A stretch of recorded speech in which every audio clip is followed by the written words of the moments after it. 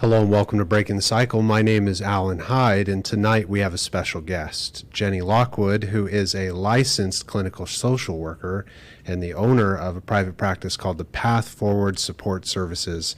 And Jenny, it's great to see you. Hi, Alan. Thank you so much for having me on. Absolutely. And your private practice, where are you located, Jenny? I'm in Arlington. Okay. Yeah. Arlington, I remember growing up, just as a side note, my uncle would always joke of like Arlington is kind of the place, you drive around and you only go to watch the Cowboys and all that kind of stuff, but it's kind of boomed over the years, Arlington. Yeah, it's really grown. But yeah, I still feel like exactly how your uncle described it. Yeah. Yeah. I usually just go to Fort Worth or go to Dallas. Yeah.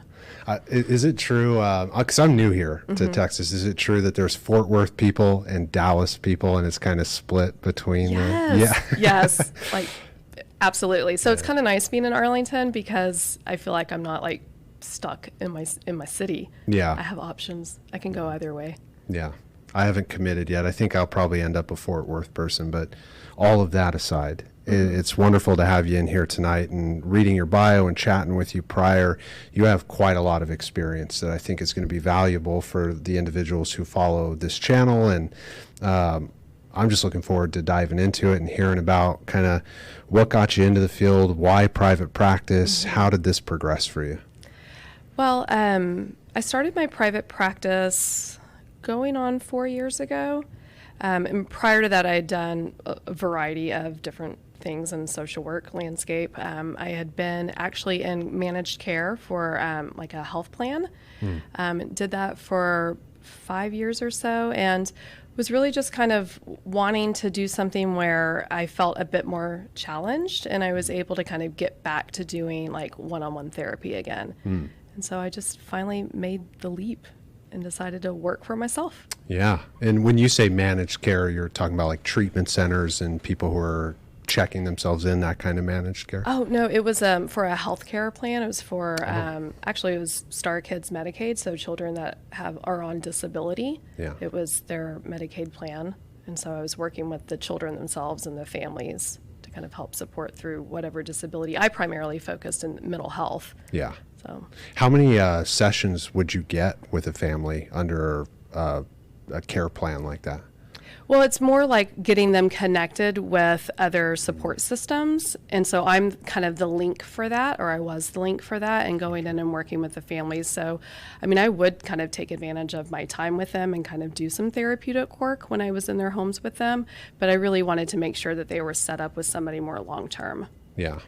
Social workers are, you guys are brave.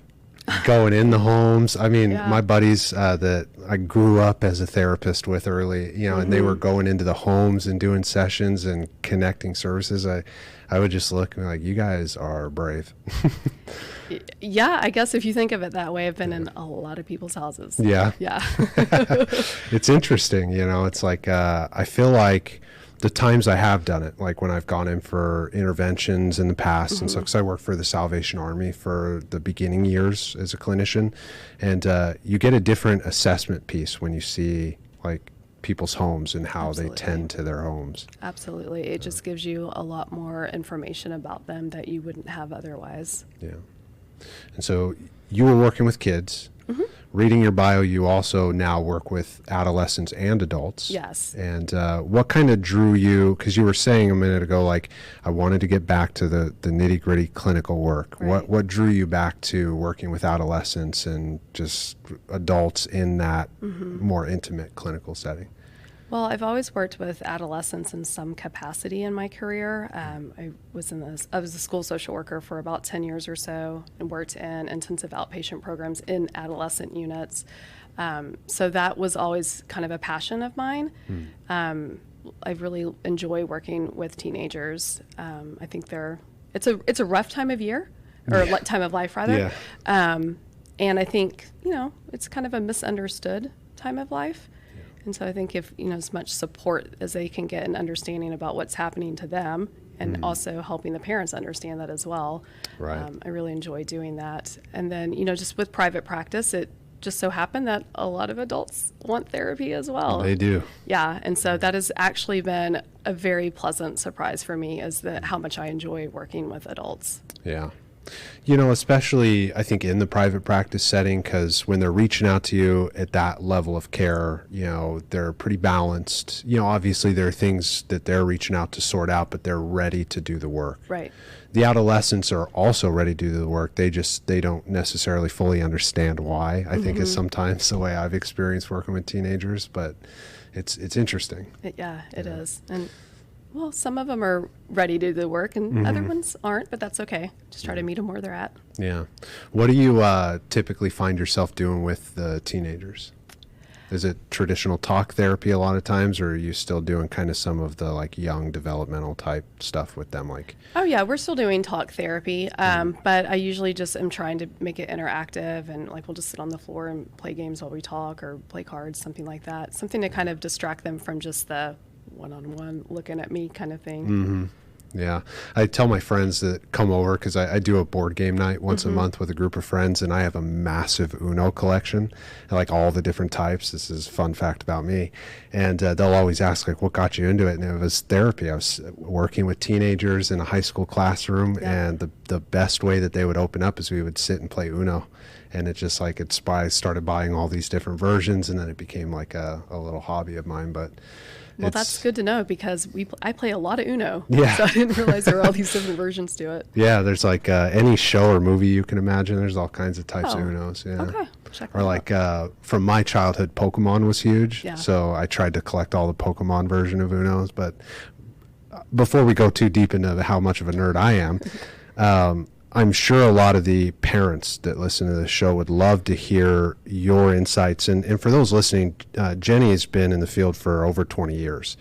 So the insights we're going to get tonight are going to be, I think, just nuggets of wisdom, and just from reading, your bio and your information on your Psychology Today and your website, it's clear to me as a clinician is why I wanted to have you on, is hear someone who knows what she's talking about.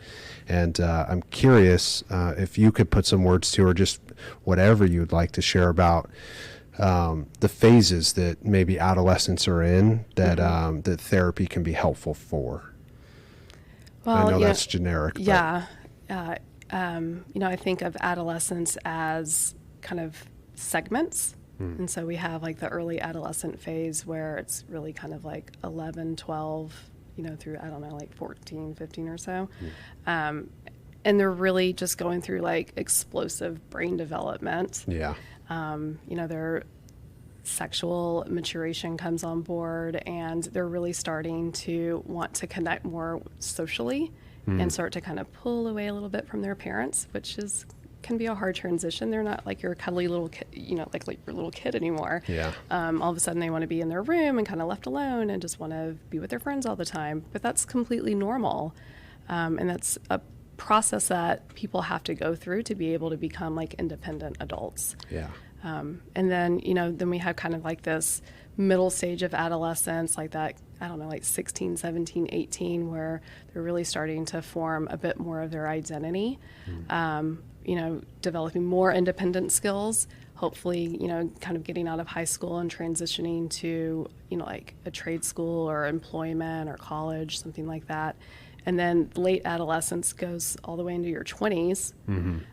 So it's lots of phases to the whole sort of term of adolescence. Yeah, I think it's important that you highlight that last part, the latter part of it branches into those early 20s. A lot of people, I think, they're 18, they're an adult now. Right. And that in a lot of ways is true. And I think a lot of teenagers can kind of start showing some of that autonomy even earlier than that. But hearing you piece it together, number one, as I'm listening, it's like, well, it's good to talk to another clinician and see that these things are still fresh in my mind and I'm on the right track when I'm talking with the parents that I work with. But if we just kind of take it just piece by piece of what you highlighted, that 12 to 14 kind of phase, it's, do you find, this is just my experience, I'm curious if you feel this way, they're the first developmental tasks typically of like what's right and what's wrong, and it can get real concrete.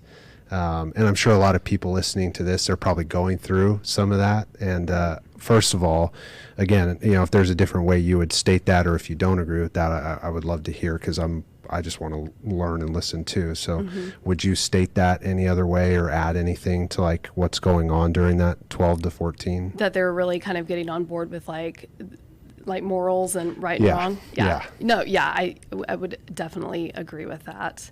There's a lot of development around there. And I think that's why it's important to also kind of be aware of what they're exposed to, because that plays an influence Yeah. into that development.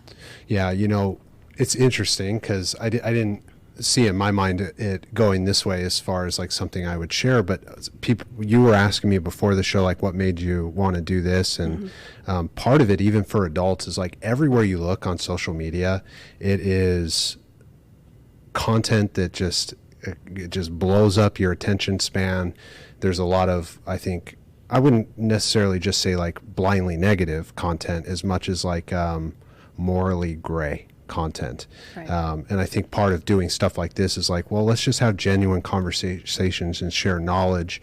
And you're touching on that with how important it is for adolescents, especially when they're in that very first kind of prepubescent place, and this is right and this is wrong, and then they come across something on social media and there's some person with no experience saying this is right.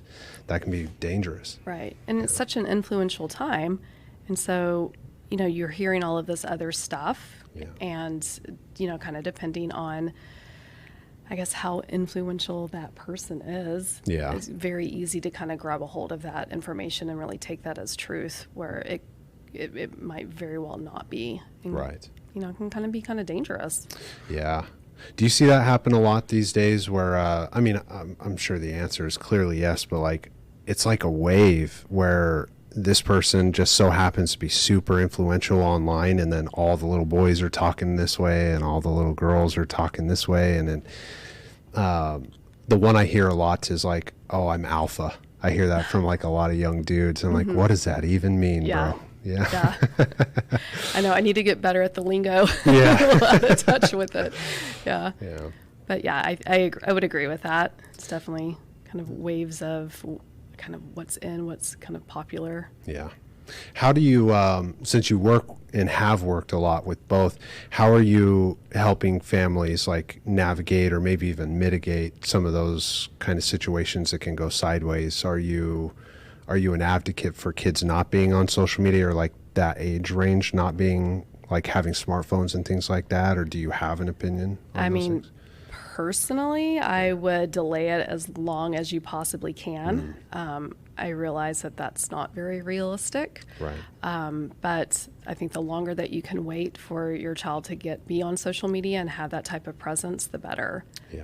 There's just so much negative influence. There's a lot of comparing yourself to what you're seeing on there, which just leads to, for a lot of teens, feeling inadequate, feeling not good enough about themselves.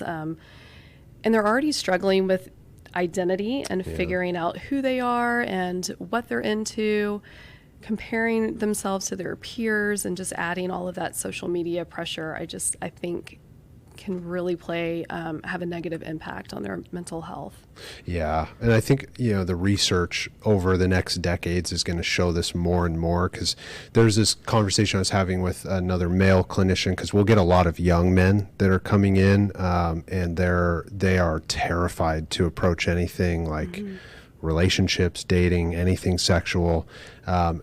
And it plays into the part you were mentioning of like, then we transition into that mid-teenage years, and they're being inundated with like, real dangerous pieces of content. And I think it's affecting young men in that way, where they're like not even approaching women anymore.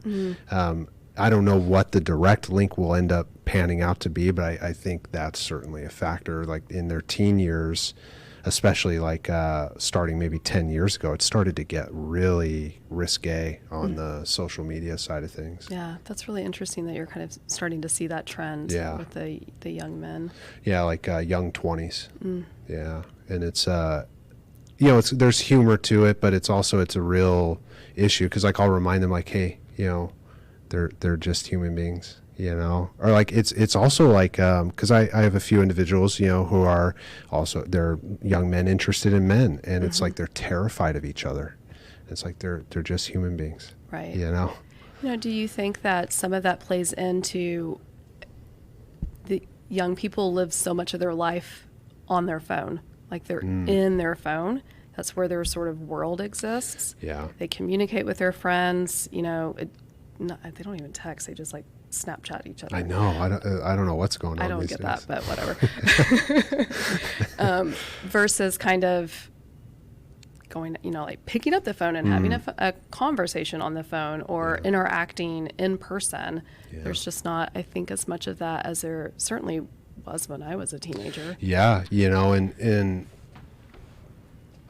cell phones started to become a thing like when I was well into middle school, which probably gives away kind of the phase of life I'm in my age and that kind of stuff. But I do think that that's a huge factor, because it's like, is it a developmental thing, or is it that it's just so much disconnected now? And we've talked a lot about that. Like even sometimes we'll have conversations with the producers, and they'll chime in on it, where it's like everything is inundated. Like it's all social media all the time. Yeah. And I do think that's a huge factor in why younger crowds aren't connecting with each other, because they're siloed on the phones. Yep.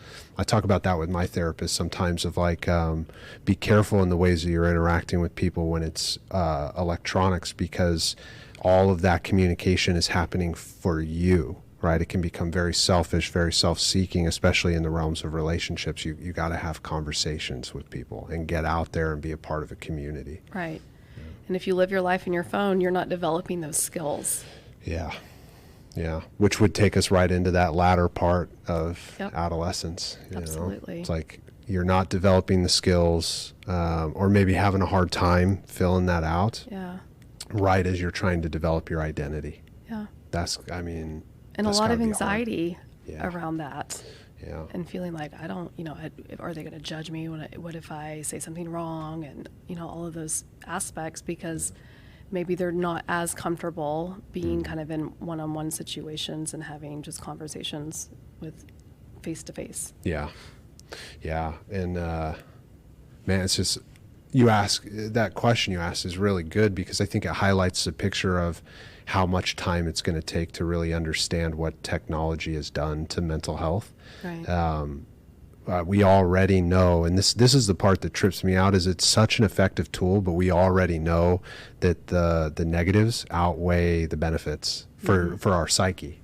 And that's kind of freaky when you think about it. Yeah, absolutely.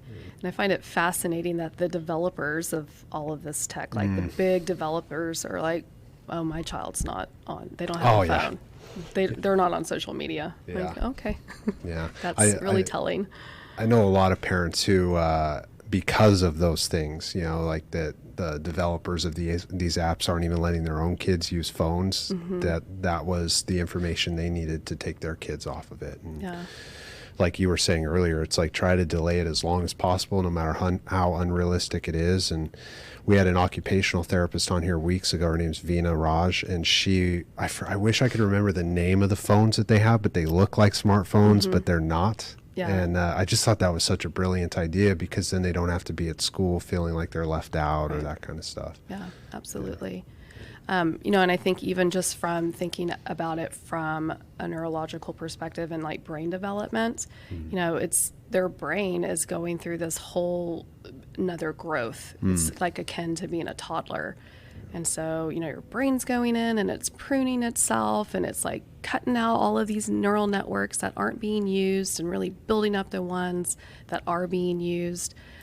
So if you're spending so much time on social media, so much time playing video games, like that's the neural network that's getting really well built. Yeah. And maybe the one for like reading or playing the piano or something else that maybe you did in the past, but you're not doing so much anymore, that's kind of being pruned away. And so, I'm very interested to see like you were saying, like 10 years from now, when we have all these adolescents who are now adults who have spent a lot of time in their adolescent brain development phase of getting really strong neural networks around being on the phone. Yeah. Yeah, I saw a video right as I'm scrolling through social media mindlessly in my own spare time. I saw a video where it was a kid. He was like playing a video game, had his phone on it, and he's like scrolling. And then he's got like music over here where it's like a tablet, and he's like scrolling like that to choose. And I'm just like, my goodness, it's just in your face. Yeah. Yeah. I feel like it's going to like give everybody like ADHD. Like everyone's going to have an attention deficit disorder. Yeah. You know, I don't know how you feel on kind of like the pushes over the years with that diagnosis, but it's interesting because it's almost like the framework was set. I'll tread very lightly here because we don't want a pharmaceutical company to come in and shut us down. But, you know, the framework was set with that diagnosis, then the pharmaceuticals for like exactly what's happening now. You know, and the reality is like there are a ton of kids out there who legitimately have these symptoms. And then those who like something else is happening. Yeah. Like when you were saying like the pruning of the things that are going to make them like autonomous individuals with agency and adulthood are being like pruned away, and this like, you know, marching towards like I can't pay attention to anything is like being built. Yeah. And then it's being medicated. And I don't have like too strong of an opinion on those things. That's just more of like an observation from a therapist that you can take it or leave it. But I'm curious how you feel on some of those kind of things, and not maybe so much an opinion, but just like, I mean, if you have one, I'd love to hear it, but how you feel seeing those things because you work with adolescents. You know, I haven't maybe seen that piece of it as much, like having these sort of ADD kind of symptoms like during adolescence. I normally the adolescents that come into my office are more dealing with kind of depression and things like that. I mean, certainly some of them really do have classic ADHD symptoms, and I don't know if that's attributed to their social, I mean, you know, kind of their online presence or not, and all the screens, or if they truly have ADHD. But I definitely think it could be something that will kind of be trending in the future. Yeah. I'm curious too, is like, will it be the traditional way that we've seen it, or is that going to adapt and we have to come up with a new explanation for what's happening? And that kind of stuff fascinates me because it's like we do adapt and change in our like mental presentations, and God only knows. We'll see. Yeah, I work with a lot of adults that have ADHD. Well, actually, they're getting diagnosed later in life with ADHD, and they didn't, you know, they had no idea that that's what was kind of going on with their brain. And I think for them, their symptoms present very differently than like what it would for maybe a teenager. Right. And they're not necessarily spending all this time on electronics. I mean, certainly they might be mindlessly scrolling like we all do. But their symptoms are really more around like kind of executive functioning and things like that. Yeah. As best you could on just like a layman's kind of level, how would you describe executive functioning to those who are listening, and just kind of how you're treating that? Yeah, it's kind of like your ability to kind of problem solve during the day, kind of like your working memory, being able to remember things, being able to kind of have tasks that you're able to like start and then be able to complete, you know, the whole process. I mean, there's a lot that goes into kind of our executive functioning, but typically an ADHD person has their functioning skills are less than like somebody who doesn't have ADHD. Yeah. So it's a lot harder for them to kind of get things done. For example, you might recognize that you need to do your laundry. And so you're like, okay, well, I got to do laundry, even though it's boring, so I'm going to go do it. Otherwise, I'm not going to have anything to wear. Whereas like an ADHD person, they might really procrastinate on that because it's so boring to them that that's really difficult to get started. Yeah.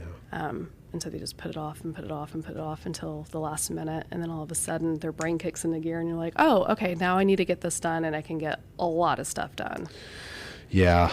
Yeah. Well, just the way that you're highlighting that, I think of a client, who I was working with today earlier, and when she first came to me, it masqueraded as severe depression. And like clinicians, we know that will come and go. And if you have that symptomology, it doesn't mean that some of these other things can't exist. But as you're saying, it's like that's exactly how she was describing this work task to me today. And we've talked a lot about, attention type of strategies, because I maybe those listening have run into it, and maybe you've seen it too. Is like it's hard to get an ADHD or ADD diagnosis properly for an adult, Right? Because there's no one's gonna like use any specific assessment for Right. I don't for think there adults. even is a formal assessment instrument that's sort of like the go-to standard. Yeah, it's like all of them are that get used out, like for someone who is going to do one, they almost mirror like depression symptom assessments. But it's interesting because like I have a client who went to seek the diagnosis, and he went through the full psychological assessment because that's the only thing they could do. And I tried to coach him and educate him on that. It's like they're not going to sit you down and give you some assessment and be like, this is for ADD and you have ADD. Right. It's like these things are done for children. And if maybe you were in an environment when you were young where you weren't going to therapy or no one was catching these things, it can be real hard in your adult life to sort these things out, and therapy is probably your best option. Yeah. The good news is, though, is that researchers are actively trying to develop an assessment instrument, and so hopefully that will come out in the next few years, and it will make our jobs a lot easier. Yeah, and from all angles, it'd be nice to be able to assess and know for certain this is or isn't, as best we could. And right now it's kind of like you take 3 or 4 different clusters of symptoms and try to figure out, can we rule all of this out? Right. And then that's what's left. And Right. yeah, It's challenging, right? Because things present so differently. So, my mind is racing and I can't stop thinking about things, and I just have a million thoughts in my head and I'm really restless. Well, that also sounds like anxiety. Right. That could sound like trauma. Yeah. So there's a lot of overlap. There is, yeah. Which brings us to something I'm real curious about, and I was asking you a little bit off the air, is you're certified in EMDR. Right. Well, I'm trained in it. Trained in it. Yes. Trained in Yeah. it. Yeah. And for those who may not know, EMDR stands for, it's the Eye movement desensitization reprocessing. Yes, I'm glad you shared it because I would have butchered it. Yeah. And so you've been doing that, you said, for about 4-ish years. Yeah. Yes. Do you have a lot of clients who seek you out specifically for EMDR that you offer? I have some. I think a lot of people don't necessarily know what that is. So certainly, if I do have clients that are aware of what EMDR is, and or they've had it before and they're just needing a different therapist at a different point in their life, and they are seeking that out. Yeah. And then a lot of clients who maybe have some trauma history aren't aware of that modality. So I do a lot of talking about what that is, and then we'll end up utilizing that. Yeah. So I'll just pretend and ask you as though like I've never heard of. Yeah. So any type of trauma EMDR would work for, like emotional trauma, physical, you know. All of them. Absolutely. Yeah. And I even use it sometimes where maybe a person doesn't have like a specific trauma incident that we're targeting, but they have maybe a lot of anxiety. Like they'll have like real negative core beliefs about themselves. And so we'll figure out, okay, what is this core belief that you have about yourself? Let's just say I'm worthless. Okay. What are some memories that you have that's attached to this belief that are still really upsetting when you think about it? And so we can use EMDR to process those memories, and kind of reconsolidate that and turn down the emotional volume on those memories and experiences, and start to reprogram that core belief into something that's more positive. Yeah. Yeah. And because I know this is my limited understanding, I participated in a training once of like I was sitting in the back of the room just to see if I was interested, and I liked it. I don't know why I didn't go in those directions. I do other things, but you come in for EMDR and you have to do the best word I have for it, not knowing the actual terms. Like the first sessions with that is like you ground. You do all the grounding. Is that also the phase where you would start to identify those like core beliefs and things of that nature, or is that going to come in later phases of the EMDR? I think it kind of depends. If, let's say, a person's coming in and they know they want to do EMDR to work on a specific trauma, then, we've already kind of had a conversation about what that traumatic event might be. And so the initial phase really is doing more of that resource development and making sure, like, I'm teaching them resourcing skills. And there's a couple specific ones that I give actually most of my clients, whether we do EMDR or not. And I'm wanting them to practice that in between our sessions so that they know that if we ever need that in an EMDR session, it's going to work. And so that's kind of like the first phase. And then that's when we kind of go in and do what's called a target sequence plan. And we're just kind of mapping out, like, this trauma happened, but what is this trauma that happened to you? What does that mean about you? And usually that's kind of helping the client get at this belief that they have about themselves in relation to that experience. And then that's when we kind of just map out all the memories that we're going to target. Yeah. And so you're really, which every clinician I've ever talked to or known who does EMDR, they're, it sounds like, as I'm listening to you, like those sessions in the beginning are really like, we're mapping out this foundation for you. Right. And my understanding too of EMDR and just any trauma work in general, but especially EMDR, is like, we're not going into any of the rapid eye movement stuff until this is fleshed out. Absolutely. Absolutely. And, sometimes I've had clients that they really want to work on their trauma, but they're just maybe not ready for that yet because their body still gets too dysregulated. And so we actually do a lot of work on helping them learn how to regulate their nervous system so that when we do the EMDR and they are having to kind of target that memory again and maybe other stuff that pops up along the way during the processing, their nervous system can be a bit more regulated, like they're not getting flooded in the session, because the first thing I want to do is make sure my clients are safe. Yeah. And if they're getting dysregulated, they're getting flooded in a session, that does not feel safe. Yeah. Do you use like tracking scales of any kind that you like to like track with them week to week, or do you guys just talk it through? Like in your kind of both. I mean, I'll use like it's called the PCL-5 especially if they have a PTSD diagnosis, and so we'll kind of start with the baseline number and then we'll kind of track like how that's going down over time. Nice. So I'll re-administer that. And how many clients do you typically see? Anywhere between kind of 15 and 20 a week.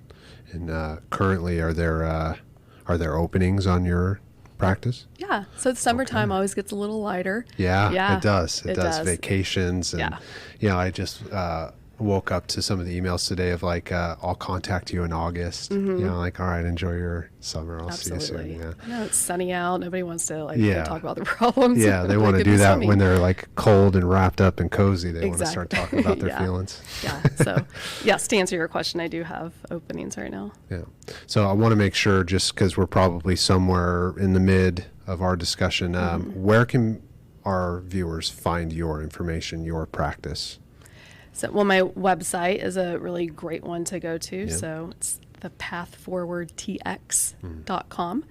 I have a Psychology Today profile, like you mentioned. I do take a couple of insurance, and so I work with Alma, the platform, to kind of handle all the billing around that. And so then a lot of clients find me on that kind of a therapy directory that they have. Gotcha. Yeah.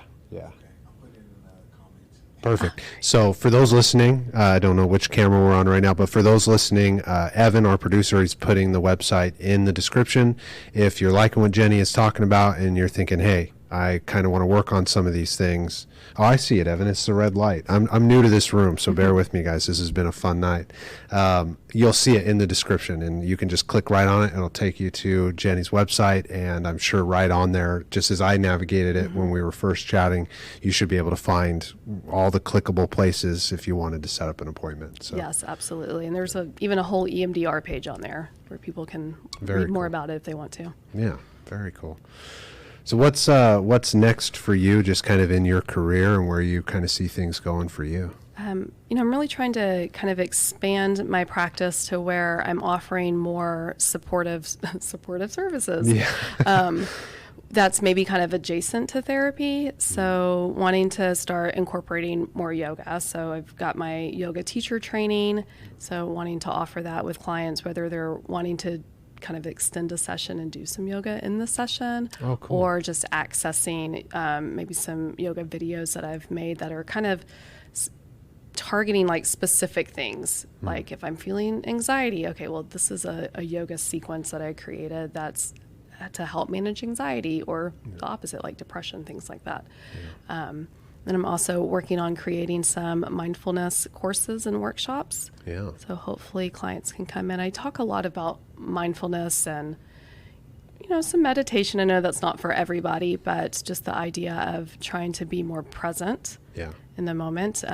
But that takes practice, and it's a skill that you have to develop. And so trying to create some workshops around that where clients can kind of take a course Yeah. on how to do that.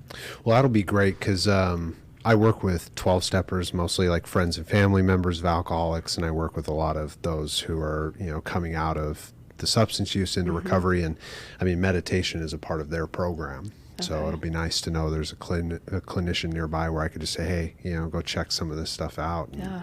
Because, I found for 12-steppers, and I've done it my whole career working with individuals in recovery, is like those who meditate, those who pray, to whatever version of a higher power they've decided, and take a program of action around those things. So those are the ones who are getting better. Yeah. By leaps and bounds, and so it is it's one of those where it's like you see it on social media, and it's like a pop psych term in Right. some circles, but it's like this is tangible stuff. Like you practice these things, you're going to feel better. Absolutely. I mean, there's so much research and data to support the efficacy of a meditation practice and it being just as effective as taking medication. Yeah, or like go figure. I work with like dudes, and it's always funny to me when I'll have like a dude who's just as covered in tats as I am. He'll come in and be like, dude, I did yoga this weekend. I'm like, dude, it was nice, all right? Yeah, I love it. Yeah, and that stuff is just it's so helpful when you're trying to sort through your emotions and you don't have a lot of places to turn emotionally yet. Taking some of those recommendations can be really helpful. Yeah, absolutely. And you don't need anything to meditate. Right. I mean, well, maybe you need a phone or something to listen to a guided meditation if that feels more supportive for you in practicing, but you can just meditate without that as well. I teach my clients when I'm trying to introduce that to them is just doing a simple one around like you're just anchoring to your breath. And so that's your focal point. Yeah. It's just your breathing, and you don't have to necessarily alter your breathing. It's just noticing your breathing. And when your mind wanders away, and it's going to wander away, not kind of judging yourself for that, but when you notice that that's happened, just circling back to the breath. Yeah. And there's something so practical about even the way you stated that. It's like, I remember in the beginning I would hear someone like, don't, in your own mind, don't judge yourself when your mind wanders, like around meditation. Cause it's such a practical way to look at it. And I remember early on in my, cause I started in my young 20s and I would hear that stuff and I'd be like, that's corny. Just like anything that works, it always sounds corny. But what I share with people is like, it's so tangible when you really allow yourself to communicate that way and to latch on to that type of like self relationship. I'm not going to judge myself. Right. Maybe I have a lot of models that have taught me to do that, and hearing a clinician remind me that is also why I've stepped into this, to accept those resources. Absolutely. It's just an act of self-compassion, and it's something that we don't do a lot of to ourselves or for ourselves. Yeah, I get reflected by, I have a really good group of people around me, and sometimes I like to be like, well, I just like to try to make people laugh and stuff. And sometimes because of the way I grew up, I'll make like self-deprecating comments, Sure. and I have to take the reflections, you know, Mm-hmm. and that's another part, is like having good people around you, having a good clinician who's working with you. Because without those reminders, I was just doing that all the time. It was what I was shown. That's kind of how dudes operate. I played baseball my whole life. That's kind of how we talk to each other on a baseball field. And, you know, with emotions, I was like a bull in a china shop when I was first started to work towards becoming a therapist. And it was a lot of those things, and trusting what you're talking about tonight, that opened this doorway, you know, that I didn't even know existed, emotionally speaking. Yeah, that's wonderful. Yeah.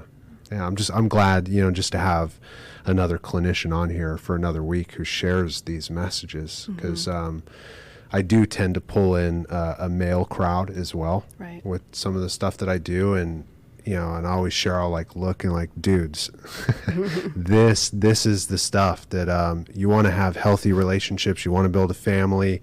You want to, you know, be at more peace in your life. You got to do these things, you know, meditate, see a therapist. You got some trauma, sort it out, get grounded, Right. you know. Absolutely. And the reality is we all have trauma. Now, Yeah. whether it's a big T trauma or a little T trauma. Yeah, I haven't heard that term since grad school. That took me back. Yeah. But I mean, we all have stuff, right? Yeah. We all have things that we've experienced in our life that have probably created or reinforced some limiting beliefs. And that's how we're showing up in the world.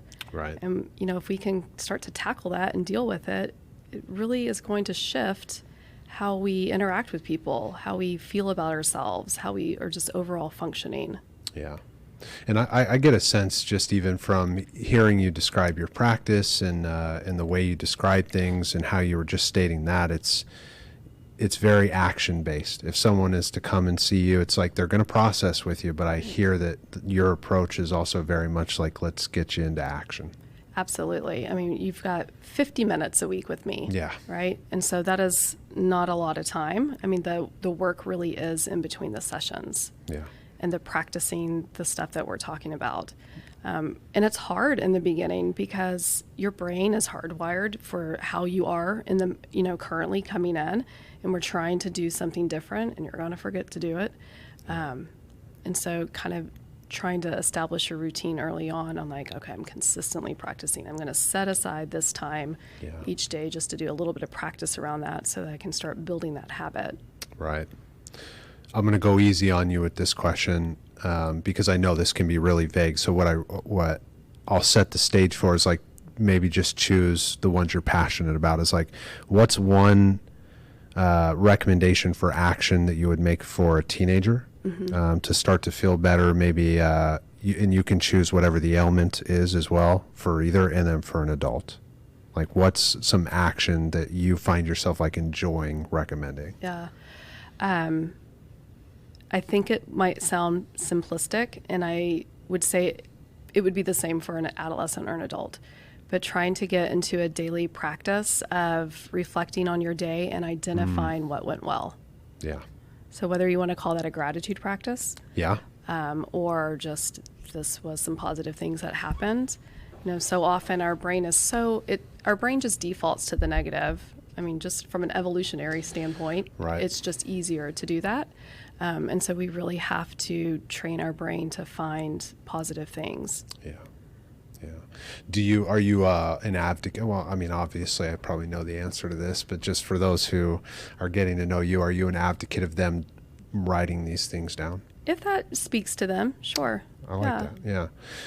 So what other ways would you recommend other than, because that's my personal favorite. I like all my clients know after they work with me for some time, I probably should go get a journal. Yeah. But what are some of the other ways for those listening that they could work a gratitude or an inventory kind of process? Sure. I mean, you know, they can just as easy, you know, like you're getting ready to go to bed or something, and you're just maybe sitting there quietly, just kind of reflecting internally on how things went. Certainly just sharing it with your parents or sharing it with your partner. I think that can kind of even be a lovely practice as well too. Even at like the dinner table, everybody's just sort of taking turns sharing things that went well in their day. And so that's another way to do it. Yeah. Yeah.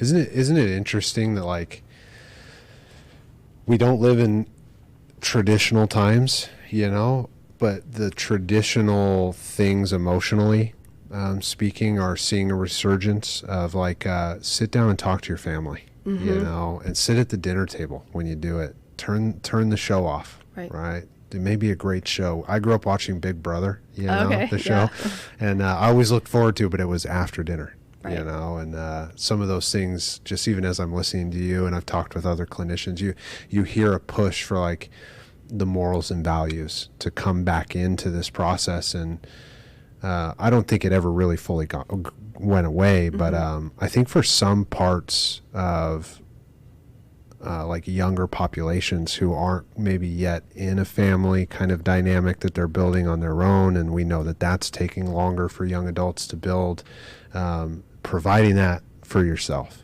that can be, it's like sit down at your own table, Thank you. Yeah. And not having distractions. Yeah. Yeah. Which is a great way to practice mindfulness. Absolutely. Yeah. Because any distraction, this is what my therapist always used to tell me when I first started working with her. Her name is Sharon. I love her to death. When you're engaged in a distracting behavior, it's because there's a big emotion, right? Or at least a deep one, that you're distracting yourself from. Even when you're doing the things that you think that like, I love this and I enjoy, it's like, it's like I talk with men a lot and they'll play video games for hours and hours and hours. And I just love it. I'm like, yeah, but you could love it for 2 hours. Right. You don't have to love it for 8, exactly. That's a job. Yeah, absolutely. Yeah, I think, this is anecdotal, but I think as a society as a whole, we're not good with being comfortable with uncomfortable emotions. Yeah. And so we find lots of avoidance or lots of distraction tactics. Yeah. Because even feeling bored feels uncomfortable. So I'm like, I can't just be, I have to do. So if I don't have anything to do, then I'm just going to like scroll on my phone. Right? Yeah. Yeah. And that's if you're in a space where those emotions haven't caused you a lot of pain. Right. That's a whole nother realm. Oh, yeah, absolutely. I could go on and on about I know. emotions. We're definitely going to have you back on because I think some of those discussions would be really good. And I'll chat with you offline about I'm going to be doing some panel stuff soon. And I think your perspectives would be really great, like in a discussion. Excellent. Around some of those things. Yeah. That sounds really interesting. Yeah. Yeah. I have a couple questions for you. I ask everybody. What was your favorite childhood cartoon? The Smurfs. The Smurfs? Yeah. Okay. Is there a specific one or? I don't even know the names of the Smurfs. I don't remember the name, but it's the Lady Smurf. She's the only one. Oh, yeah. Smurfette. Yeah. Smurfette. Evan, you're the man. Thank you. Yeah. Smurfette. How would Smurfette benefit from coming to see you for therapy? Oh, gosh. Oh, poor Smurfette. She's all caught up in the ideals of being a girl, being a female in this world. So probably helping her form her own unique identity. There you go.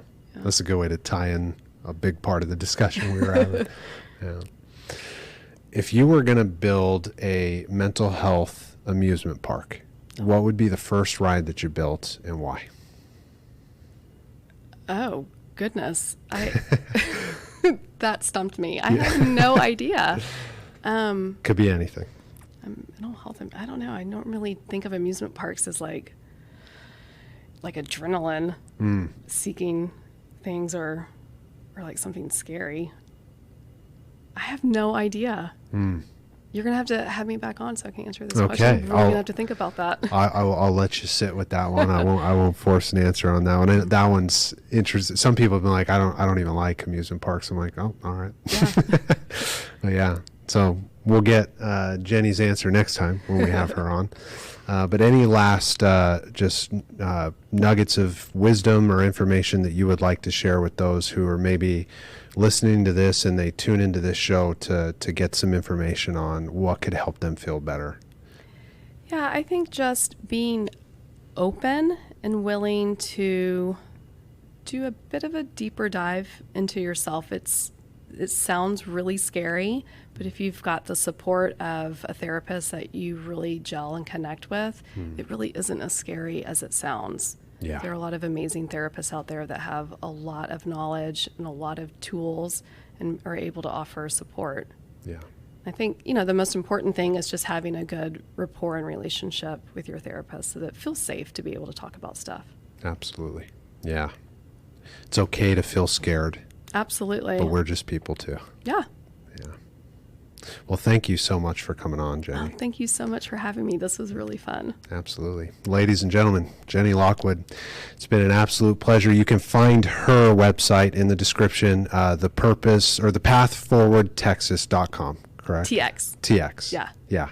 And it'll be down there in the description. If you're watching on YouTube, you'll also find it in the description below. And tune in every Friday night, 7 p.m. Central Standard Time, Breaking the Cycle. We break the cycle together. We love you. Thank you. Great. Cool. Evan, thank you, sir.